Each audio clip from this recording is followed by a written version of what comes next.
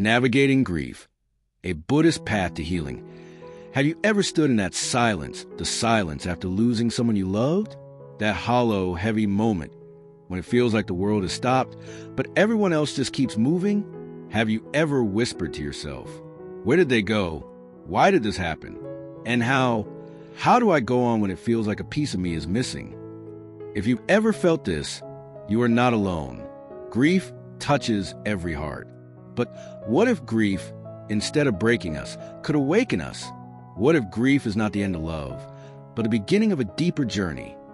Today, let's walk together through this valley of grief, not to run from it, not to deny it, but to see it with new eyes through the gentle wisdom of the Buddha. This isn't a path of forgetting. It's a path of awakening, because grief, as heavy as it feels, can open the very door to the deepest truths about love, life, and what waits beyond. Stay with me until the end, because together we'll discover how grief itself can guide us to healing and even enlightenment, what our dreams, our past lives, and karma reveal about the ones we've lost, how meditation and astral journeys can connect us to them again, and how to transform pain into compassion and awakening. The Buddha's first teaching was simple, yet profound. Everything changes. Everything we love is impermanent, and grief is the sharpest reminder of this truth. But impermanence is not a punishment. It's the very reason love matters. Imagine holding a flower. If it bloomed forever, will we truly notice its fragrance, its beauty? It is precious because it fades. And in the same way, every moment with someone we love shines brighter because it cannot last forever. Grief is love with nowhere to go. But if we listen closely, we'll hear its message. Love never dies. It simply transforms. Think about the moments you still remember so vividly. The laughter, the warmth of a touch, the sound of their voice. Those memories glow brighter precisely because they are fleeting. Impermanence asks us to cherish what we have while we have it. And in grief, though the body is gone, what remains is the fragrance of that love. It lingers, it carries us, it teaches us. Think of sleep. Every night, our body rests, but where does the mind go? In dreams, consciousness wanders. Have you ever dreamed of your loved one and felt they were really there? Not just a memory, but truly visiting? Buddhist teachings remind us, those dreams may be more than imagination. They may be meetings, glimpses of the unseen. Death is like sleep. We leave the body behind, but consciousness continues its journey. Just as the dreamer lives beyond the waking world, the soul lives beyond this one. In Tibetan Buddhism, the in-between state after death is called the bardo. Just as we pass through dreams at night, the soul passes through bardos between lives. And sometimes in dreams we meet each other there. This is why a dream of your loved one can feel more real than reality itself. Because in that moment, you are touching the unseen. Have you ever met someone and felt as if you've known them forever? That is karma, the weaving of countless lifetimes. Relationships are threads across time. A parent in this life may have been your child before. A friend now may have been your family centuries ago. So when we lose someone, the bond does not end. It simply changes form. The dance continues across lifetimes. Grief softens when we remember, this is not the last time we'll meet.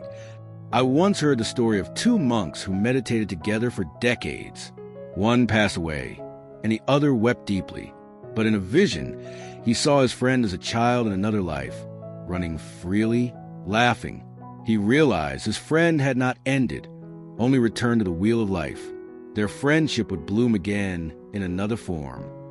Grief pulls us into the past, into memories, or into the future, into fear. The Buddha taught that healing begins in the present. When the pain feels unbearable, come back to the breath.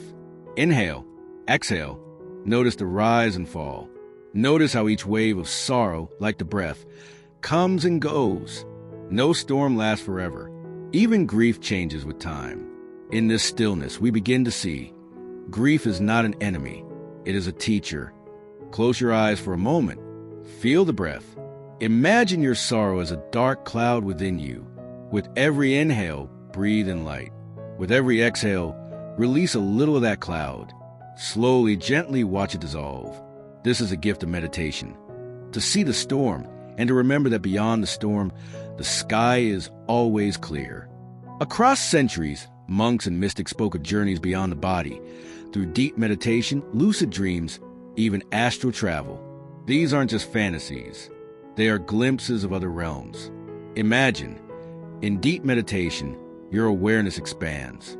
You feel light, the body dissolves, and suddenly you stand in a place beyond time. And there they are, the one you thought you had lost, smiling, radiant, whole. You embrace, not with arms, but with spirit. And you know, love is eternal. Even if you've never experienced astral journeys, you felt this in moments of stillness, when suddenly you sense their presence, the gentle brush of their energy, the warmth in your heart as if they whispered, "I am still here." That is not imagination. That is connection. There was once a mother who lost her only child. She carried his body to the Buddha, begging for medicine to bring him back. The Buddha told her, "Bring me a mustard seed from a house where no one has died." She searched house to house, but everywhere she went, she found grief. Parents, children, friends, all touched by impermanence. Slowly, she understood. Her pain was not hers alone. All beings suffer loss. And in that truth, her heart softened. She laid her child to rest, and in her grief, she awakened. Grief feels like isolation, but in reality, it is the very thread that connects us all. Think about it. Every person you pass on the street carries hidden stories of loss. Some carry the absence of a parent, some a friend, some a child. When you realize this, your grief transforms. You no longer ask, "Why me?" Instead, you whisper, "We are all walking this road together." When our heart breaks, it cracks open. And in that opening, compassion is born. Through grief, we learn to recognize the pain of others as our own. Every tear you shed becomes a seed. And from that seed, kindness can grow. Think of the times you've comforted another in their grief. In those moments, your pain gave you the wisdom to understand theirs. That is compassion. That is how grief, instead of destroying us, reshapes us into more tender, more awakened beings. In the end, grief teaches the greatest truth. Nothing truly belongs to us, not even our own body. And yet, nothing is ever lost. Consciousness continues. Love continues. The threads of karma weave us together again and again. When you feel the ache of absence, remember, absence is also presence. That space is filled with their essence. Close your eyes. Breathe. Whisper softly, "I have not lost you. You live within me, in every breath, every step, every heartbeat." And as you breathe, imagine them smiling at you, not in sorrow, but in peace. Imagine them walking beside you, not as a shadow of the past, but as light guiding your path forward, because love never leaves us. So if you are grieving right now, know this, you are not alone. The Buddha's path doesn't erase pain. It transforms it into wisdom, into compassion, into awakening.